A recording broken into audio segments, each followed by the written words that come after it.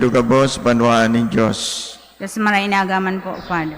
Ngayon pong aldaw, iya po ang kapiestahan kan solemnity of the Corpus Christi. Ang banal na hawak, asin banal na dugo ni Kristo na sa tuyang kagurangnan. So ano po ang buot sabihon kan solemnidad kang Corpus Christi? Enot, ang solemnidad kang Corpus Christi, pinapagirumdum kita kan tunay na presensya ning mahal na Diyos sa Eucharistia. Na sa paagi kan sa tuyang pagtubod, ang kagurangnan, ang mahal na Diyos, presente sa banal na Eucharistia. Ngaon dyan ang sayang hawak, dugo, kalag, asin divinidad. The body, the blood, the soul, and the divinity of Christ. Iyan inaakot ang komunyon na yan. Tunay na Diyos po yan. Asin ang Diyos ang nagtaram sa Ebanghelyo ni San Juan. But sabihan, ang banal na Eucharistia, bako sana po yan, simpleng simbolo. Kundi ang banal na Eucharistia, iyo ang tunay na presensya ng Diyos na itinatao kaninyo, kanato ngamin. Iyan ang kinakakanta sa banal na komunyon.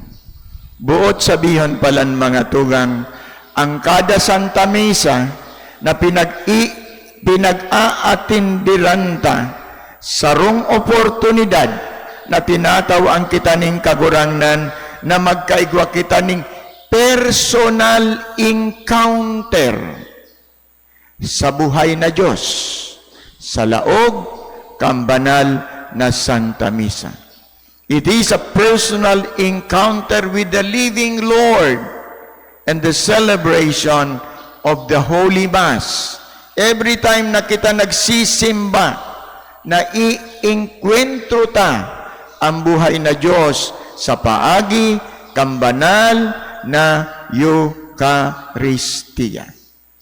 Ikadua, ang banal na ang solemnidad kang Corpus Christi nagpapagirumdum sa satuya kan pinakadakulang regalo na itinao sa satuya ning mahal na Diyos, bunga kan sa iyang pagpayaba kanato.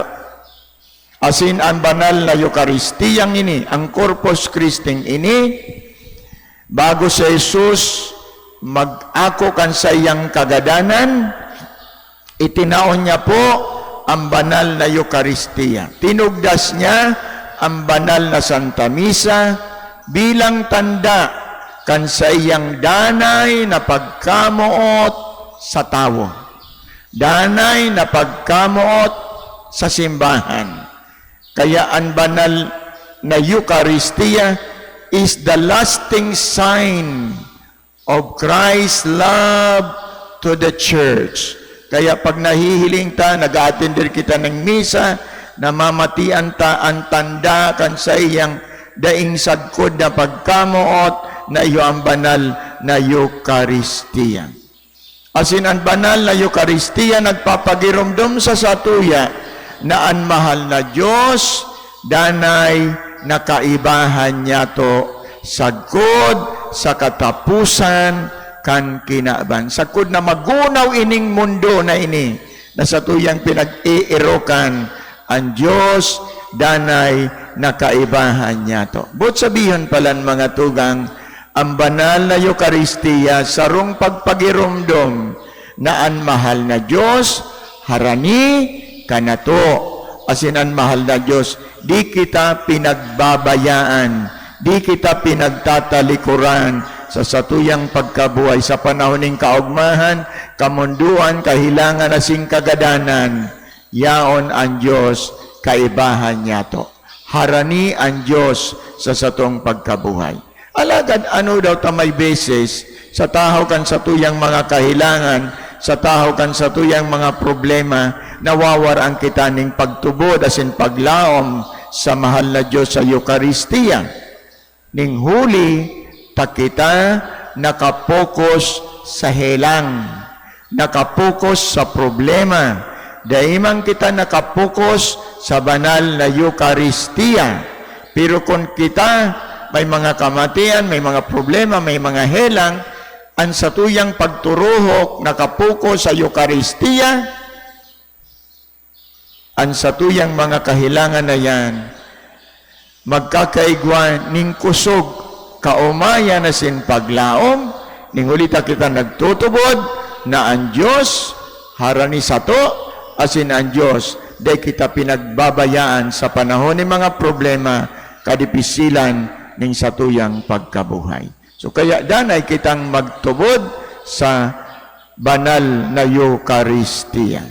Sunod, ang banal na Eucharistia nagtataw sa tuyan ng spiritual nourishment. Aldaw baga, pag kita nagpapamaho, igwa kita ni mga tinapay sa lamesa. Amo po slice bread at pandesal, kinakakan po niya to oral daw. Tangani magtaumans ning nourishment sa satuyang hawak. Ang banal na ostya, ang banal na Eucharistia, nagtatauman ning nourishment sa satu. Kakanon ning satuyang buhay, kakanon ning satuyang kalag, kakanon na buhay, bako ning gadan na tinapay, bako ning gadan na Eucharistia, kundi ini buhay na tinapay na inaako niya to sa banal na komunyon. Asin ining komunyon na ining Eucharistiyang ini, pinapakusog kita, tangani na malabanan ta ang tukso ning kasaklan.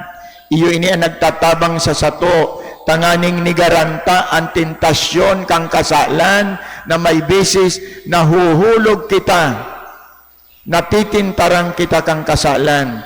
Ang banal na Eucharistia, digdi tinatabangan kita, tanganing baguhunta ang satuyang pagtubod sa mahal na Diyos.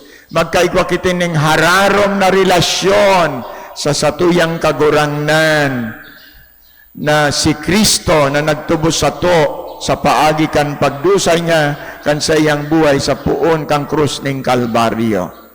And ultimo ang Eucharistia, iyo ang nagsusustain sa to, nagtatao sa to ning kusog.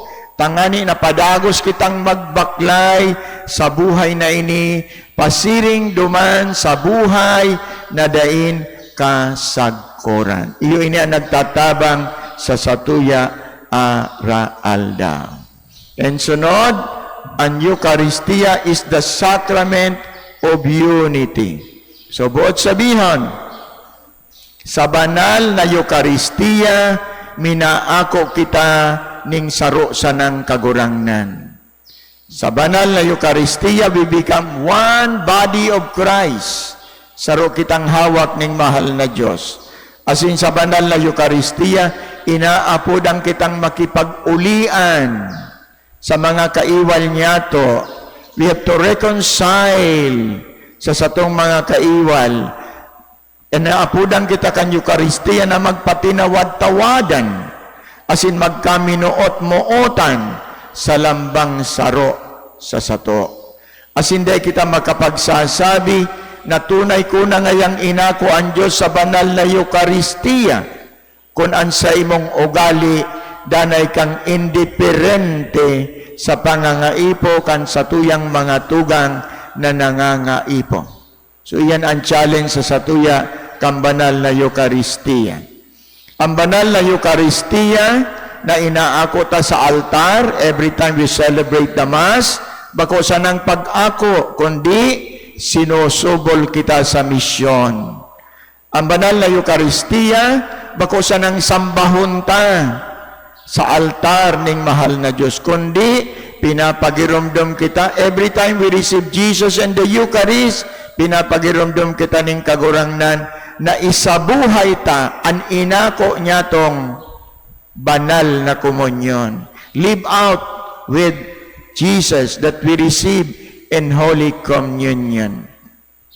As in, ang banal na Eucharistia, iyo ang nagtatao sa satuya ning kusog, ning paglaom, Iyon niya nagtatabang sa satuya, tanganing kita maging mga mensahero, kan pagkamot ning kagurangnan, sa inmang kita paduman. And the Holy Eucharist also reminding us that we should be the hands, the feet, the heart of Christ in our families, in our communities, in our workplaces. Pag kita dami na ako kang komunyon, pinapagiramdom kita ning mahal na Diyos, dapat kitaan maging kamot, kitaan maging tiil, kitaan maging puso ning mahal na Diyos, poon sa satong pamilya, sa komunidad, sa mga lugar na satuyang pinagtatrabahuhan. So yan ang challenge kang Corpus Christi. And ultimo, ang Eucharistia, dinadara kita sa buhay na daing katapusan. Yan po ang sinabi sa Ebanghelyo niyan, nahali sa Ebanghelyo ni John, chapter 5, verse 54. Ang Diyos mismo ang nagtaram. Sabi ning kagurangnan, whoever eats my flesh and drinks my blood has eternal life. Buot sabihan, pag kita danay na nag-aako kan banal na Eucharistia, pinag-aasigurar na kita ning kagurangnan, kambuhay na daing katapusan. Halimbawa, baga ngaya, nagsimba ka ngunyan, and then, pagkatapos ngaya kan misa, inatake ka ning high blood. Nagtararirik sa pagsilong mo, natumba ka, nagsurodo ka na sana, nagtabid ka, dinara ka sa hospital, did on arrival ka, pero naako mo na sa banal na komunyon, aakuon mo ang panuga ning kagurangnan. Anong panuga? Buhay na daing katapusan. Kunyaong ka na duman, ipangaji mo man kami. Ano po? And that is the promise of Jesus. Dahil man po ang Diyos manunuga, napuputikan kita. Ano po? Ang kada panuga ning mahal na Diyos, kamaturan po yan. Kaya kung kamaturan, sunodon tayan. Tanganing ang panuga ning mahal na Diyos, sa tuyang makamtan, ngapit na panahon. Kaya ang banal na Eucharistia, mga tugang panamit, panamit sa naini, kan bangkete ning langit. Amo po, panamit. Bako pa ini ang tunay. Panamit sa naini, kan bangkete ning langit. Ngapit na panahon, magkakairibahan kita duman. And we will attend and celebrate the banquet of Jesus in heaven. And then, sa paagi kan banal na Eucharistiyang ini, pinapakusog ang satuyang paglaom. Anong klaseng paglaom? Paglaom sa promesa kan resurrection. As in, buhay na daing katapusan. Ini ang kagayunan kan banal na Eucharistia. Ini ang kagayunan kang Corpus Christi na satuyang pinagsisilibrar oro aldaw. Kaya kaipuhan po, maninigo kitang mag-ako kang banal na Eucharistiyang inita, kadakol-dakol promesa, kadakol-dakol na epekto ang banal na Eucharistia. Igo dyan ng ibang mga tao na 30 taon na, dahil laman nag-aakong komunyon, nagpapabaya na sana. Kaya kung dahil ka mo kasal, si tuit magpakasal na. Dahil magparapabaya na dahil kita nag-aako kang banal na Eucharistia. See to it every time you go to church, every time you participate in the Holy Mass, see to it that you receive the greatest gift of God, which is the Eucharist. Iyon ay ng pinakamagayon na regalo ning kagurangnan sa lambang saro sa sato. Kaya akuon po niya to ining regalo na tinaoning mahal na Diyos. So gusto kong tapuson ang sakuyang paghira sa istorya. A saint once said that if people truly understood who they really receive in Holy Communion, churches would be filled with people longing to adore the Blessed Sacrament. The greatest miracle is not that bread becomes Christ, but that Christ humbly chooses to remain with us under the appearance of bread so that He can be close to every person. Ang pinakadakula dang milagro sa banal na Eucharistia o sa Corpus Christi, bako na ang tinapay naging Kristo, kundi ang mahal na Diyos nagpakumbaba, asin pinili ning mahal na Diyos na magdanay sa paagi kan banal na ostya, kan banal na Eucharistia. Tanganin ang mahal na Diyos na ini maging harani sa satuyang puso, sa satuyang buhay, aldaw. Siya mismo ang nagpili na magisyang tinapay. Tangani na ang tinapay na ininabuhay, perming harani sa lambang saro sa satuya, aldaw. In other words, the Corpus Christi reminds us that Jesus is not only a God to be worshipped from afar. He is a God who feeds us, walks with us, and remain with us every day in the Holy Eucharist. Danay, nakaibahan ta ang Diyos aldaw. Siya ang Diyos na nagpapakakan ka na to, siya ang Diyos na nakikibaklay ka na to, siya ang Diyos na magdadanay ka na to. Sagkod pa man sa paagi kang banal na Eucharistia na aralat ang pinagsisilibrar sa banal na Santa Misa. So kaya sa banal na misang ini, magpasalamat kita sa mahal na Diyos sa pagmauot ning kagurangnan na makisumaro sa satuya na makaibahan niya kita sa banal na Eucharistia. Lugod magdanay kitang sararo asin boronyog sa paagi kang banal na Eucharistia, danay kitang magtiwala asin magsari sa banal na Eucharistia, tapinapagiramdam kita kan banal na Eucharistia na ang Diyos danay nakaibahan niya to aldaw. Asin danay tangkamot ang Eucharistia, ning ulitaan promesa ning mahal na Diyos, pag kita nag-ako kang banal na Eucharistia, magkakaigwa kita kang promesa ning kagurangnan, kang buhay na dain kasagkuran. Ini man ang satuyang mga minamawot sa satuyang pagkabuhay aldaw. So kaya sa pagpadagos na kang banal na misa, magpasalamat kita sa Ama sa pagtao kang banal na Eucharistiyang ini sa satuya tanganing danay tang mamatian ang danay na presensya ni Kristo na sa tong kagurangnan. Nuestra Señora de Salvación, pamibig mo po kami. So tindog